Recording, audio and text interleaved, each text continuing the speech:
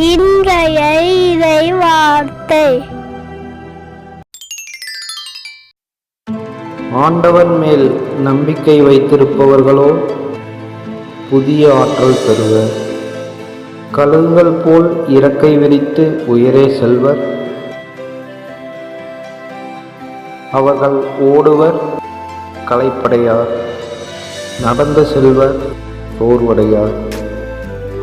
இறைவாக்கினர் எசாயா புத்தகம் அதிகாரம் 40 31வது இறை திருவசனம். ஆண்டவர் மேல் நம்பிக்கை வைத்திருப்பவர்களோ புதிய ஆற்றல் பெறுவர். கழுகுகள் போல் இறக்கை விரித்து உயரே செல்வர். அவர்கள் ஓடுவர், களைப்படையார். நடந்து செல்வர், சோர்வடையார். இறைவாக்கினர் எசாயா புத்தகம் அதிகாரம் 40 31வது இறை திருவசனம்.